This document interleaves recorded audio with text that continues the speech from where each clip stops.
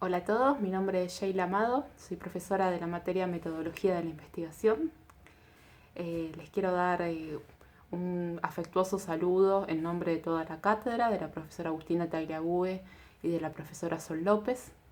Hemos estado conociéndonos a través del aula virtual y en esta oportunidad decidí hacer un video. Probablemente más adelante el resto de las profes también sumen sus producciones para acompañar los textos y las clases virtuales que estamos teniendo.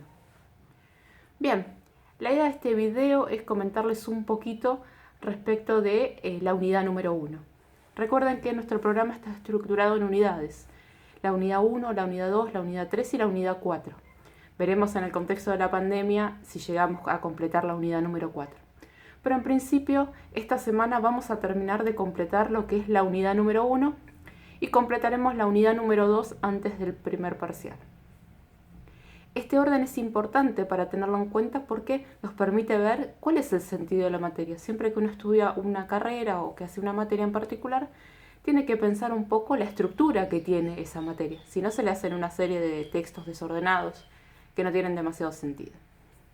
Vamos a repasar entonces esa primera unidad número 1, por lo menos de forma estructural, y veremos si más adelante podemos hacer un repaso más específico de los textos que hemos estado viendo. Lo que tenemos que tener en cuenta es que en esta unidad número 1 hemos tenido 5 clases. Esta semana se completaría la 5ª clase de la unidad número 1. En estas 5 clases también hemos tenido diversos textos. La primera semana vimos un artículo periodístico que pretendía justamente introducirlos en el mundo de lo que es la investigación de las ciencias sociales. Sobre todo, la idea central de ese artículo era pensar en particular a las ciencias sociales como una rama del conocimiento científico. Normalmente nosotros asociamos a la ciencia con las ciencias duras, con las ciencias exactas, ¿no? Con lo que tiene que ver con laboratorios, con medicina, que no es del todo una ciencia dura, pero está más ligada a esa idea. Y no tanto con las ciencias sociales, con la psicología, con la antropología, con la sociología, con las ciencias políticas, entre otras. Entonces este primer artículo periodístico tiene como fin justamente que ustedes puedan pensar cómo las ciencias sociales también tienen un lugar dentro del campo científico y a qué se dedican. En el caso de la clase número 2 hemos ingresado o hemos estado analizando 2 textos, uno de Anderegg y otro de Díaz y Heller, que son 2 autores. En esta clase el objetivo es poder reflexionar respecto de la cuestión de la ciencia, es decir, pensar en general el conocimiento científico, cuáles son sus características, qué lo diferencia del conocimiento cotidiano y cuáles son las características del conocimiento científico. Posteriormente, la clase número 3 y la número 4, que es la que me voy a dedicar un poco más en este video, son clases que lo que van a hacer es pensar en concreto en la investigación en ciencias sociales. Estas 2 clases nosotros tratamos de enfocarnos en esta temática de las ciencias sociales. Recordemos que el nombre de nuestra materia justamente es Metodología de las Ciencias Sociales. Habíamos dicho que método tiene que ver con una serie de procedimientos que sirven justamente para poder llegar a un objetivo a través de una forma ordenada y explícita. Entonces, podríamos decir a partir de esa idea de que en las ciencias sociales hay una forma o hay una metodología, hay una serie de pasos que se siguen para poder construir conocimiento científico. Esa es la idea de estas clases, entender un poco de qué se trata esto de la investigación en ciencias sociales y por qué hablamos de una tarea de tipo científico. En el caso del texto de Ruth Sautou, yo ahora voy a ir siguiendo acá un poquito con las clases que ustedes mismos han tenido a lo largo de la cursada. En el caso del texto de Ruth Sautou, ella va a ensayar una definición que es muy importante, que está en el interior del texto, donde nos dice lo siguiente, lo voy a leer para no tener ningún equívoco. La investigación social es una forma de conocimiento que se caracteriza por la construcción de evidencia empírica, elaborado a partir de teoría, aplicando reglas de procedimiento explícitas. En su contenido, la investigación es temporal histórica, es acotada y acumulativa, está sujeta a inexactitudes y por lo tanto es parcial o totalmente refutable. Esta es la definición que nos da la autora respecto de lo que es la investigación en ciencias sociales. Y ahí nosotros en la clase, en esa clase escrita, lo que les planteábamos era un poquito algunos puntos claves de la definición que da la autora. La autora nos dice que la investigación en ciencias sociales está basada en teorías.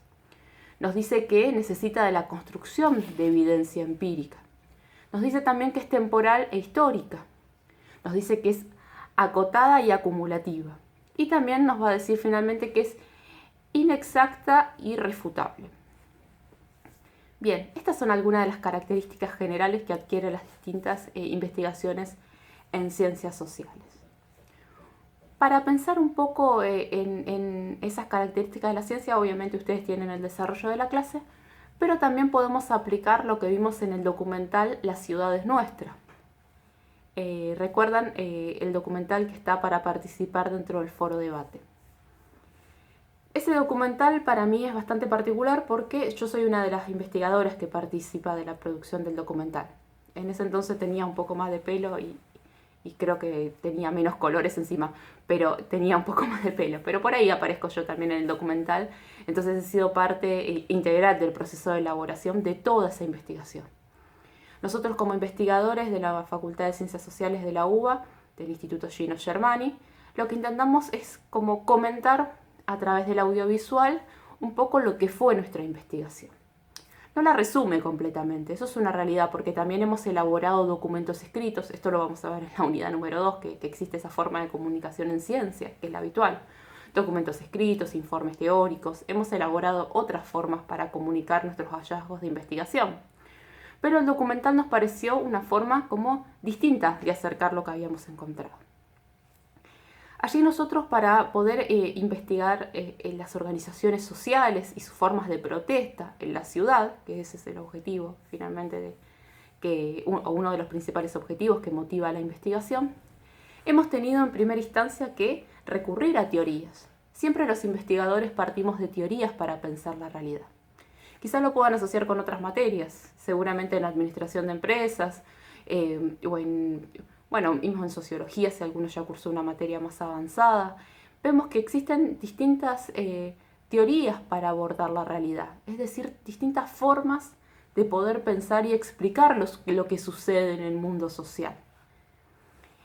Y en las ciencias sociales hay bastante diversidad de teorías, no hay una sola forma de entender lo que pasa en el mundo. Hay distintas formas, incluso a veces esas formas son opuestas o son contradictorias. También eso tiene que ver con la diversidad de este mundo científico. No suele haber una sola respuesta para un mismo problema. Hay distintas miradas o enfoques. De eso se trata el abordaje teórico, específicamente.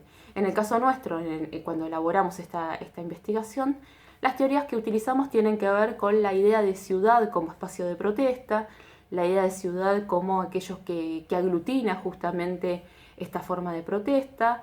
Lo mencionamos un poco en el inicio del documental, ¿no? Poniendo otras ciudades como ejemplo y también resaltando autores como David Harvey, ¿no? Que es uno de los grandes teóricos respecto de la protesta social y de la utilización del espacio público.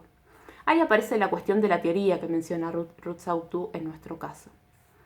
Después, por otra parte, tenemos la evidencia empírica. Si nosotros vamos a decir y afirmar cómo son las nuevas formas de protesta social, en el caso de las organizaciones seleccionadas, tenemos que poder corroborar aquello que estamos afirmando. Eso es la evidencia empírica. La evidencia empírica es aquello que los investigadores tenemos como pruebas, ¿no? Que son, entre comillas, podríamos decir palpables o que pueden observarse en el mundo real, que son concretas, que permiten sostener lo que nosotros afirmamos. Esas pruebas se obtienen mediante la recolección de datos en el campo. Nosotros llamamos campo a aquel lugar donde vamos a hacer nuestra investigación. En el caso del documental, el campo son las calles de Buenos Aires. Nosotros fuimos a observar, fuimos a entrevistar a los distintos actores sociales, muchas veces en las propias marchas o en las propias manifestaciones que ellos hacían. Entonces, la evidencia empírica iba a estar dada por una serie de o por datos que fuimos recolectando a través de distintas herramientas metodológicas, como bien dijeron algunos en el foro, que son las encuestas, las observaciones, en ese caso hicimos observaciones, y las entrevistas. Esa es la forma en ese caso particular que utilizamos.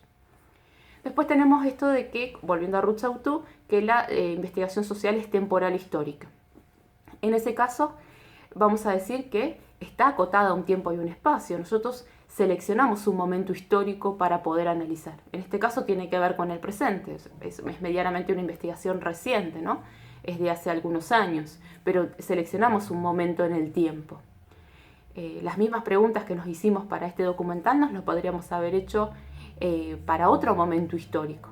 Entonces la investigación es temporal histórica, lo que yo afirmo está anclado a un tiempo y a un espacio. Finalmente es acotada y acumulativa.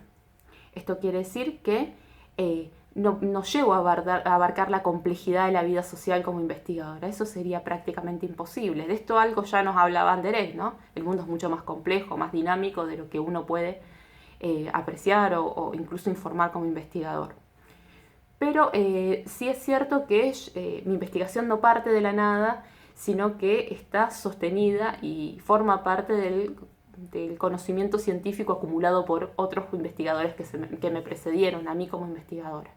Eso significa acotada y acumulada, ¿no? Quizá lo podemos pensar en otras cosas que hemos visto en la materia, en la objetividad como ciencia, donde para hacer ciencia los científicos siempre tienen en cuenta a la comunidad científica. En el caso de esta investigación nosotros hemos tenido en cuenta las producciones de otras personas que nos precedieron. David Harvey era un ejemplo, ¿no? Uno de los autores que yo mencionaba, entre muchos otros. Y finalmente la investigación es inexacta y irrefutable. Es decir, que nunca es perfecta, es perfectible, todo lo contrario. Alguien puede encontrar nuevos hallazgos, nuevas evidencias y puede poner en tensión aquello que los investigadores planteamos y plantear nuevas teorías, plantear nuevos puntos de vista para un mismo problema. Eso significa que es refutable. Y eso la hace cambiante. La investigación en ciencias sociales y la ciencia en general es cambiante. Un poquito de esto también nos habla Thomas Kuhn, que es uno de los autores que en uno de los audios yo les dejé ahí medio colgada. Pero Thomas Kuhn nos va a decir justamente esto, que la ciencia no es fija. Sus leyes, sus formas, sus normas no son fijas, ¿no? Sus paradigmas, sino que justamente se transforman a lo largo del tiempo y en base a los ritmos y a las preguntas que se hace la comunidad científica. En un segundo video les voy a hablar entonces de el texto de Rajin, que habla sobre los 7 fines de la investigación social.